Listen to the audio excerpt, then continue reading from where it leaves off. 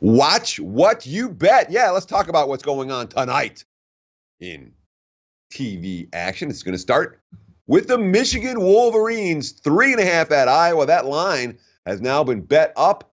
What am I seeing right now? 4.5s across the board. There's even a 5 out there, prominent 5. So it looks like the market going to continue to move in that direction. Total sitting in the 142 range right now. So the sharp early money has come on the Wolverines. And how can you blame them? I mean, Michigan is a truly dominant basketball team this year. They're winning everywhere. 4-1 straight up, 3-2 ATS on the highway, 7-3 against the number against the Big Ten. The Wolverines just continue to be a point spread machine. That being said, they've had problems at Carver Hawkeye Arena. 2 of the last 4 meetings with Iowa have gone to overtime. There's been a competitive series. They've lost 3 of their last 4 trips down to Carver Hawkeye in straight up fashion. Iowa, 11-2 straight up at home. They haven't been money winners at home. They're just 5-8 against the number, but 5-4 against the spread as a dog so far this season. When we talk about this Hawkeye squad, it's a typical Iowa team under Fran McCaffrey. The offense is good, very efficient. The defense, a little bit leaky. You look at their offensive rating, 118.3. That's the highest that they've had since 2013, 2014. It's the team, Iowa, that shoots 37% on threes, 54.6% on twos, and they get to the free throw line. And the Hawkeyes have the low post depth. And if you're going to beat Michigan, you're going to give Michigan a problem, you need to run your offense low post out. And, they got Luke Garza at the center, 15 points a game. Tyler Cook, 16.5 points, 8 rebounds a game. And that duo has the potential to give the Wolverines a little bit of trouble.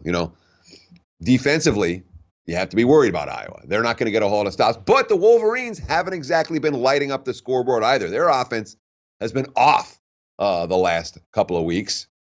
Now, here's a team that just allowed oh boy, it's fun going solo. Iowa is a team that just allowed 92 to Minnesota, 82 to Penn State, and 84 to Nebraska. Michigan hasn't been scoring a whole lot lately. Xavier Simpson, their junior point guard, I'm not going to say he's been a bit of a funk, but the Wolverine offense, the last 4 games, they've been stuck in the mud a little bit. It's cost them ATS. Simpson's the key tonight. It's the guy that averages more than 5 rebounds, more than 5 assists. He's only 6 feet tall. But if the Wolverines are going to win and cover, they're going to have to take advantage of a defense that allows opponents to hit, 53% from 2-point range and doesn't force any turnovers. So, in my mind, this is a rarity. Wolverines correlate with a higher scoring game. I think it's going to benefit Michigan to get the offense up.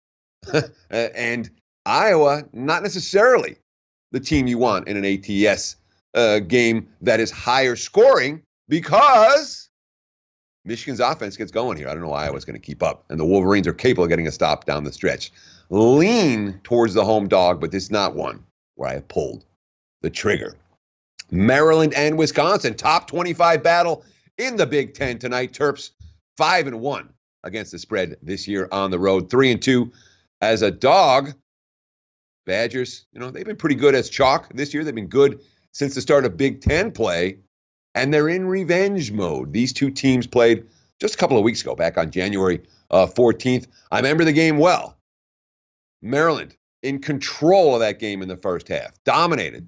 They led by 20 at the break, was it? Wisconsin only scored 15 points at halftime of that ball game. And the second half, the Badgers made things real interesting in that ball game. Ended up taking the lead. Anthony Cohen hit a 3-pointer with 44 seconds left. And Maryland ended up getting the win and cover, minus 3.5. They won by 4. But it did not come without a real battle. And a Badgers team that played a miserable first half came out in the second half, and they were hitting threes. And since that game, that's what Wisconsin has been doing. Yeah, Ethan Happ gets the highlights, but I'll tell you what, the Badgers' depth has impressed me in recent weeks. The role players have impressed me. They've won each of their last 4 contests since the loss to Maryland, a team that is rolling right now. The Terps, I mean, boy, they got some really good numbers. And that's why this point spread is as low as it is. You know, Ken Pom has them ranked number 20 overall, number 20 in offensive efficiency, number 45 in defensive efficiency. That's a nice statistical profile for Maryland. I've talked a lot about how we've heard the Terps saying, we're just getting better. We're just getting better. I'm looking at Maryland as a bet-on team in general, although they haven't played their best basketball of late. 2-2 since the home win over the Badgers. They knocked off Ohio State and Northwestern. They lost to Michigan State and the weird game against Illinois at Madison Square Garden where they didn't come through. Terps are bet on. Badgers are bet on. I wouldn't be surprised at all, however, to see this game be something of a defensive scrum. There are not going to be a lot of easy baskets, and we're going to have to see someone get hot from downtown. See this game become a relatively high-scoring affair. My lean is certainly towards the under in this one. And then one more, watch what you bet. We got to talk Knicks and the Celtics tonight, the ESPN matchup. That line just went up a few minutes ago, and already we're seeing a little bit of Boston money. Knicks, 13-point home dogs, total 216 at the open. Don't even have a money line yet on this one. Not easy for any bettor to make a case to be on the New York Knicks right now.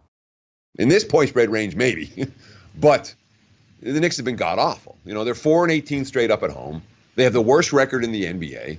You know, they're 8-13-1 against the spread. The very worst teams, I like betting against them at home because you don't have to lay as much of a price to do it, although obviously with the Celtics minus 13 in this game, there's plenty price to lay with Boston. But in general, as a strategy in the NBA, the worst teams, I like fading them oftentimes in their home building, although we talk about post-All-Star break, some of the dead teams really start to be very dead, even plus 15 on the highway. All that being said, it's a Knicks squad that just made a blockbuster deal yesterday, basically gutted their franchise. You know, all right, we're moving in for the – it's been 20 years since we've done anything. Let's make it 21. And you talk about, you know, they traded away their leading scorer, Tim Hardaway Jr., they traded away their building block and Porzingis. They traded away, a handful of other key components. I'm not convinced this roster is going to have a whole lot on it tonight. There was some talk DeAndre Jordan may play this evening for the Knicks. That is all questionable right now. Obviously, Courtney Lee's gone, Hardaway's gone, Trey Burke is gone. They did pick up some interesting, the 2 first-rounders, Wesley Matthews, Dennis Smith, and DeAndre Jordan. That's a pretty good haul for clearing all of that salary cap space. Again, I think it's a win-win deal, but here's a team with the worst record in the league. They're getting crushed at home. They just traded everyone away, and I'm not convinced that we're going to see anything out of the Knicks tonight that is worth betting on. You know, last time out, that was ugly against Dallas. They lost 114-90, again, right here at Madison Square Garden. David Fizdale, head coach for the Knicks. What I saw midway through the third, we started feeling sorry for ourselves.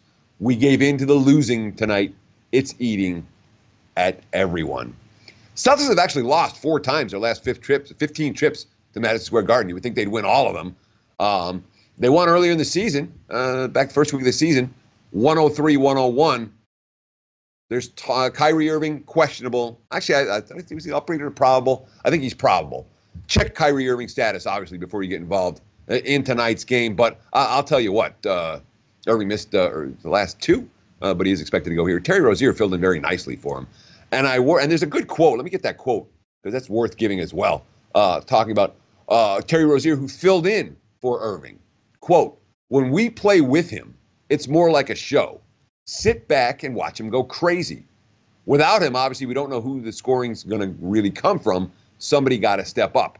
So here's Boston off a big blowout win where Irving didn't play. If he plays tonight, the Knicks don't bring anyone. Is it going to be a show and they're going to sit back and watch him go crazy? I don't want to lay 13 with the Celtics tonight, flat out. Under? Don't know how the Knicks offense is going to look. Don't know if Boston's going to push the pace with a big lead. Probably a game to watch and not one to get involved from a wagering standpoint. All that being said, that's all the info I've got for Knicks Celtics. Best of luck if you decide to make a wager on that ball game.